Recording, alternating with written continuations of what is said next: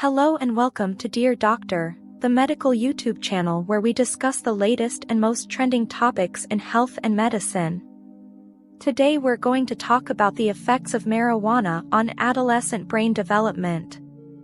Marijuana is one of the most commonly used illicit drugs in the world, especially among young people. Marijuana contains THC, a chemical that causes the psychoactive effects of marijuana, such as euphoria, relaxation, altered perception, and impaired memory.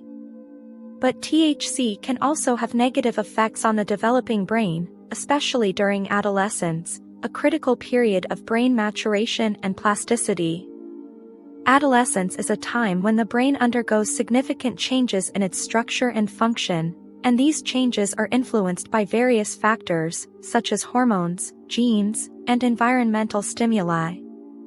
One of these factors is microglia, the immune cells of the brain.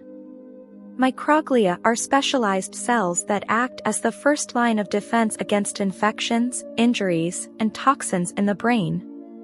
They also play an important role in shaping the brain's architecture and function, by removing unwanted synapses, supporting neuronal survival and growth, and modulating synaptic transmission and plasticity. However, microglia can also become dysregulated and overactivated, leading to chronic inflammation and neurodegeneration. This can happen when they are exposed to excessive or prolonged stress, such as infection, trauma, or drug abuse. A recent study has shown that exposure to THC during adolescence can disrupt the normal function of microglia, and cause long-lasting changes in the brain. The researchers used a mouse model to mimic the pattern of marijuana use in human adolescents. They injected the mice with THC or a placebo every other day, from postnatal day 28 to 48, which corresponds to early to mid-adolescence in humans. They then examined the effects of THC on the microglia and the brain. They found that THC exposure during adolescence caused a persistent activation of microglia in several brain regions, such as the hippocampus, the amygdala, and the prefrontal cortex. These regions are involved in learning, memory, emotion, and decision-making, and are particularly vulnerable to the effects of THC. The activated microglia produced more inflammatory molecules, and displayed an altered morphology, with fewer branches and processes. The researchers also found that THC exposure during adolescence altered the expression of genes related to microglial function, synaptic plasticity, and neuroinflammation. The researchers then tested the behavioral and cognitive effects of THC exposure during adolescence.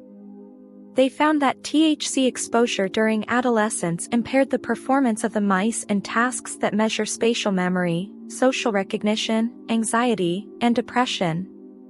They also found that THC exposure during adolescence reduced the number and strength of synapses in the hippocampus, and decreased the levels of brain-derived neurotrophic factor, BDNF, a molecule that supports neuronal survival and growth. The researchers concluded that THC exposure during adolescence can have lasting consequences on the brain, by altering the structure and function of microglia, and affecting synaptic plasticity and neuroinflammation. They suggested that these changes may underlie the behavioral and cognitive impairments observed in the mice, and may also explain the increased risk of developing psychiatric disorders, such as schizophrenia and depression, in human adolescents who use marijuana. The study also has some implications for public health and policy, as marijuana use among young people is increasing, and marijuana legalization is expanding in many countries and states. The study suggests that marijuana use during adolescence may have long-term negative effects on the brain and behavior, and that these effects may be mediated by microglia, the immune cells of the brain. Therefore, it is important to raise awareness and educate young people about the potential risks of marijuana use, and to provide prevention and intervention programs to reduce and treat marijuana abuse. It is also important to monitor and regulate the potency and availability of marijuana products, and to ensure that they are not accessible to minors. That's all for today's episode of Dear Doctor. I hope you learned something new and interesting about the effects of marijuana on adolescent brain development. If you liked this video, please give it a thumbs up, share it with your friends and family, and subscribe to our channel for more videos like this.